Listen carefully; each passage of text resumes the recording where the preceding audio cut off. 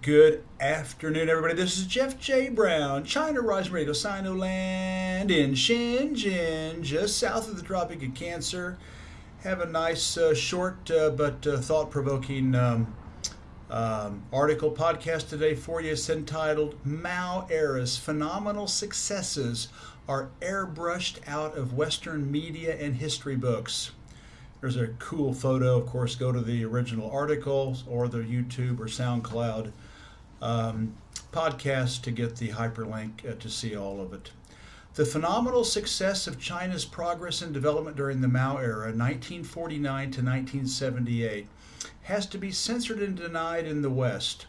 And the leader behind it all, Mao Zedong, must be demonized and dehumanized. Why? The West capitalist elites cannot allow any communist-socialist country to be seen in a positive light, past, present, or future. Otherwise, their citizens may start demanding beneficial change for the 99% at the expense of the 1%. They are thus inundated with a relentless tsunami of mainstream lies, distortions, fake news, propaganda, and false flags to hide the truth. Here's the article. I was sent a good mainstream article about China's development. Ray Dalio, D-A-L-I-O, a billionaire hedge fund manager, talks about all of China's successes since 1978, which is the end of the Mao era. As usual, you would never know that China's many developmental successes started in 1949 when the Communist Party of China, the CPC, and the People's Liberation Army, PLA, defeated and kicked out Japanese and Chinese fascists, along with their partners in crime, Western capitalists and drug cartel dealers, mainly Americans, British, and French.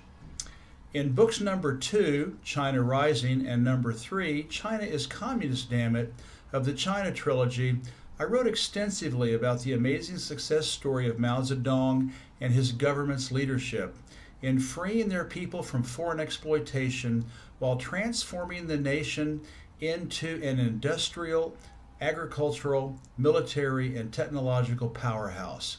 This in spite of Uncle Sam's illegal and cruel blockade of the country, just like what it is still doing to other communist socialist countries such as Cuba, North Korea, Iran, Eritrea, and Venezuela today.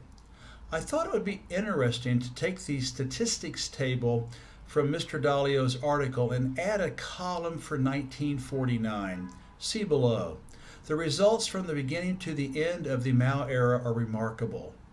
After 110 years of Western rape, plunder, and unlimited importation of illegal opium, per capita income in China was only $23 per year when its people gained their freedom from imperialism.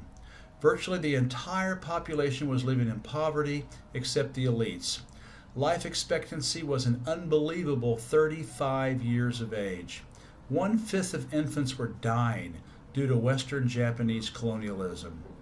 Only 1 in 5 citizens could read, and the country had no spoken lingua franca, with thousands of regional and local dialects keeping citizens separated. Few people went to school, and not for very long. The only numbers that are outlined are the share of world GDP, but this and the high percentage for poverty in 1978 have an explanation. Due to the Mao era's communist economic system, prices of inputs and goods were much lower than in Western countries. Thus, the $1.90 per day threshold for poverty is skewed, since $1.90 back in the day could actually buy a lot, not to mention close to free housing, medical, and education costs. This communist pricing system therefore also artificially deflated the share of world GDP. And then there's the table, and there's a note below. Numbers in italics are calculated estimates. There's just 2 of them. And then note, China's share of world GDP was historically 25 to 32% until the West's rape and plunder of the country with the onset of the Opium Wars and forced UK-US drug imports 1839 to 1949. Within 2 years of liberation, the Mao administration had wiped out drugs, organized crime, prostitution, and gambling. During the Mao era, hundreds of thousands of clinics, hospitals, schools, post/telegraph offices, dams, canals, irrigation projects, businesses, and factories of all sizes were built. Tens of thousands of kilometers of roads and rail lines were laid. The GDP increased 600%, grain production 300%, and the Great Leap Forward saw the greatest burst of industrial production in human history, far outstripping the 3 best years for Britain, Germany, the United States, and Japan during the Industrial Revolution. The Mao era built the atomic bomb, nuclear missiles, and launched a satellite into space, even though the U.S. shut it off from the outside world. Need I mention Uncle Sam's humiliating defeat at the hands of Communist China, by far the biggest contributor, USSR and North Korea, during that Peninsula's War, 1950 to 1953? There's a reason Americans want it to be kept as the, quote, forgotten war. They got their butts whipped with Mao at the helm. This is just the tip of the iceberg for how wildly successful the Mao era was.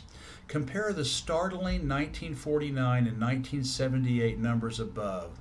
Life expectancy, infant mortality, and literacy are especially telling.